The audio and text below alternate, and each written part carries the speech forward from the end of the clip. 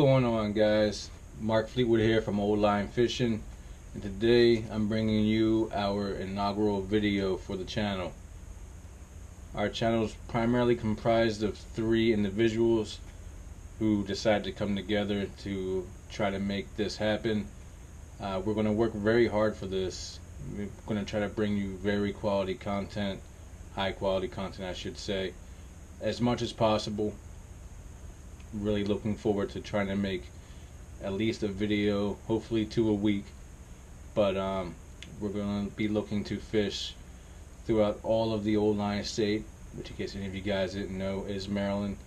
We're very lucky. We have the entire Chesapeake Bay at our disposal, all the streams and tributaries, reservoirs, everything in Maryland. We're going to try to hit a little bit of everything and bring you guys everything that the state has to offer. With this being our inaugural video, you see it's only myself right now. Kind of jumped the gun a little bit.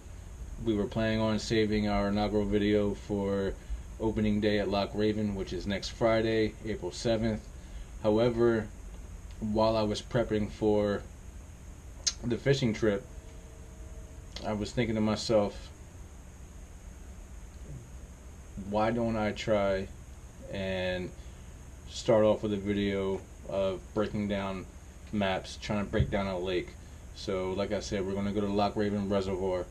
Anybody who's familiar knows it's a very highly pressured fishery, and it's also very popular in Maryland.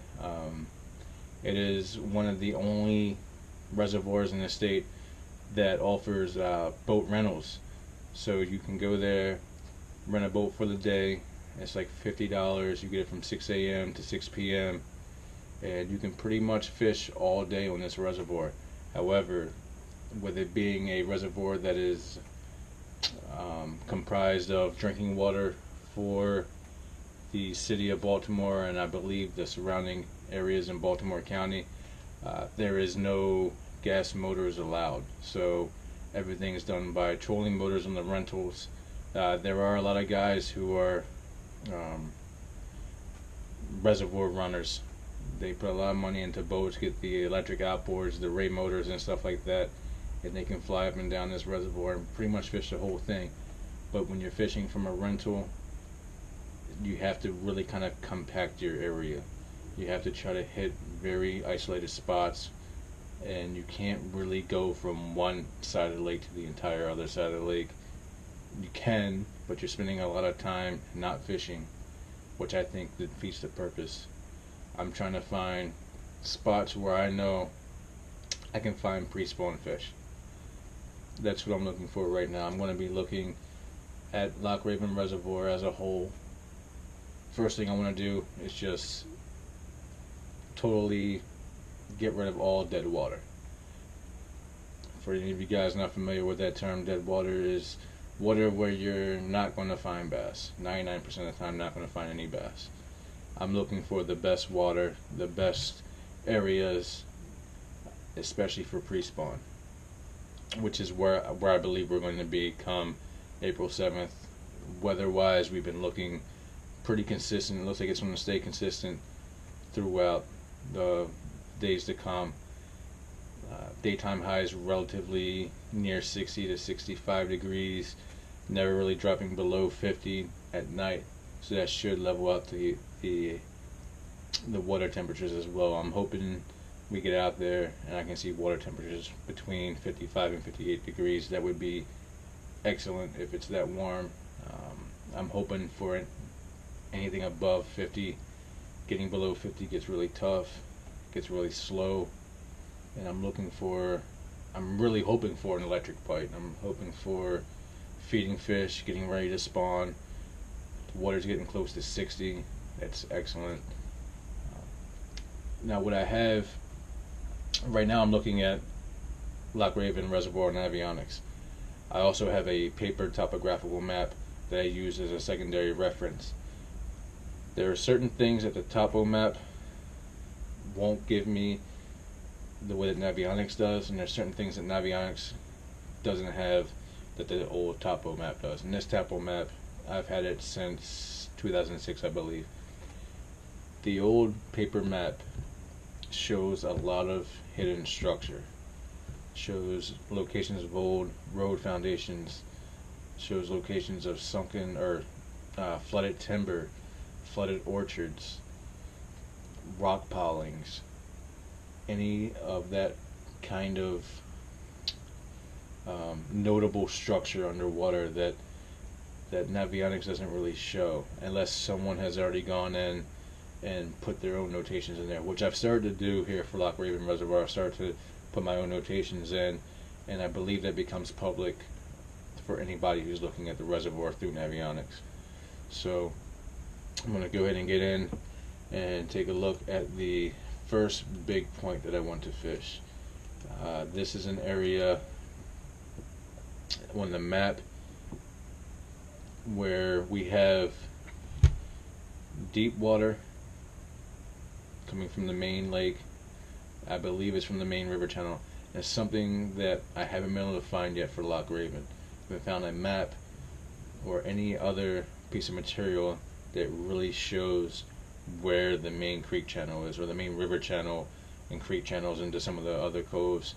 But looking at the map, I believe I've found the way that the channel runs through the reservoir, based on the deepest water, the way that the water, the way that the ledges and points and drop-offs shift from one side to the other. I believe I can see how the river channel kind of snakes through the reservoir. Hopefully I'm right, and it works out in my favor. But the first point I'm looking at, actually there's multiple points here. There's a couple primary main lake points and a couple secondary points. But I'm looking for in pre-spawn, I'm looking for points that has quick access to deep water and quick access to spawn flats, shallow bays, shallow pockets of water that you have a large area where nothing is above 5 or 6 feet deep, a lot of laydowns, a lot of timber, a lot of things for bass to bed up with. So the reason why I'm looking for both deep water and shallow flats relatively close is because in this pre-spawn point, there's a lot of different variables that can come into play. You get a nasty cold front that comes through. These fish are going to move off of these points back into a little bit deeper water, or off the edges of these points. You get a nice warm front, the water temperature starts to increase a little bit more, it gets up into that mid-60s range. They're going to come in and start spawning. You're going to start coming into those spawn flats. If you understand where fish winter and where they spawn, you can find their stops in between. You can find where they're going to be seasonally. So this first point offers a great deep water highway, so to speak. You know, these contour lines that you see here, they're essentially roads for the fish to travel through, traveling through into deep water, into the points, into the shallow water, and eventually into the spawning flats. So think of those contour lines like roads. This first one here is a nice main lake point, a nice secondary point, and it has this large spawn flat here. It looks like it could be a very promising area. You know, feel free, if you guys have any comments, any questions as to exactly what it is I'm looking for, or if I'm not breaking something down well enough for you, I don't mind going a little bit more into detail into this. But for right now, I'm going to try to keep it quick. But I'm looking for these points, and both of these points both have very, very sharp drop-offs, which I really like. I like sharp points, and one of the reasons being is that it makes it that much closer to deep water. When you're looking at this map, when you see contour lines very, very, very close to each other, that's when you have that very significant drop rate. It doesn't take long for the fish to get from 8 feet of water back down to 20 to 25 feet of water if there's a sudden big change in barometric pressure or water temperature or surface temperature. they can very quickly get into the most comfortable position for themselves, be it deep or shallow. So the next point we have here, and I believe this actually on a topographical map is called Dead Man's Cove. Dead Man's Cove would actually be the back of those coves is where I would put the spawn flat there.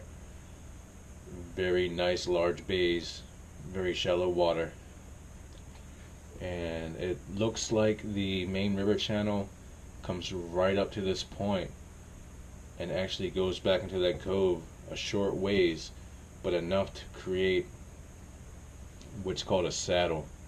There's a deep impression, then it shallows out, and then it goes back to the main lake channel.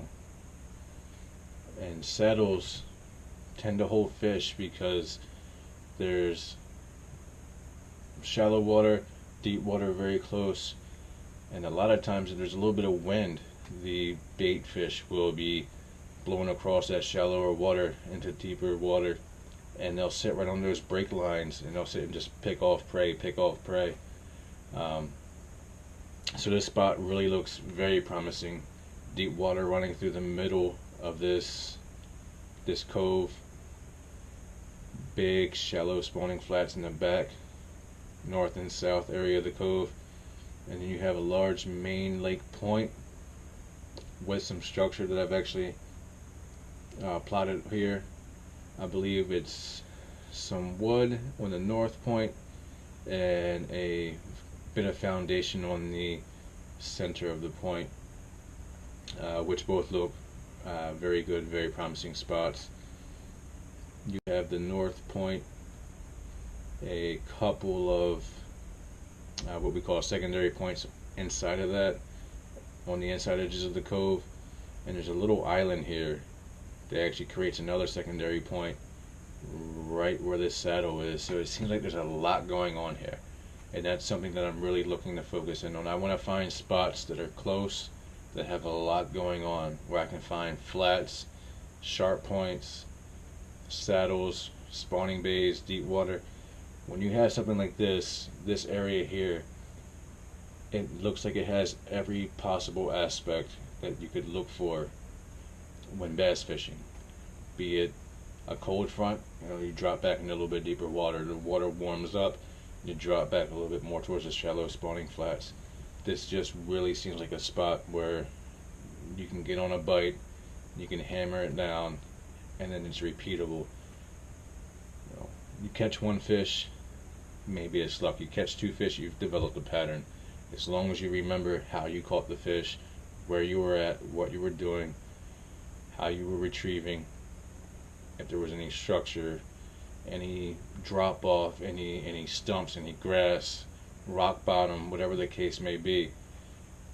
Try to remember everything you did, everything that was in your surroundings. You have to have a situational awareness to put those patterns together. Even if you don't catch a fish, even if you just get bites, bites mean the fish are there. So once you've located it, as far as I'm concerned, locating fish is the biggest part of the battle. And I just wanted to make sure to bring this video to you guys because it's something I've been working on. I'm so amped up, so excited to get out, get to this lake and fish it, and hopefully put together a monster day for myself, Dave, Jay. I really want this to be a great day. Put in a lot of work. So please take a look. Let me know what you think. Feel free to comment below. I'm very open to criticism. Please just try to keep it constructive. If there's anything you'd like me to go into a little bit more detail, feel free. We're really looking to grow this channel. We're really looking to get into not only what we enjoy doing, fishing in general. We love it. We live it. We want to do it. We want to bring you guys content. But if you guys can bring some content to us, what you like to see, what you want to see from us, that just takes it one notch higher, takes it one step further, and gives us more to work with. So again, please If you liked the video, if you found it informative, give it a thumbs up, subscribe, and thank you very much for watching our inaugural video. We appreciate you. It don't matter underground or the mainstream. We taking over everything, American dreams. Make a move, long nights to the light beams. Urban Stone, we the motherfucking A-team. I go crazy on this track, man, I spit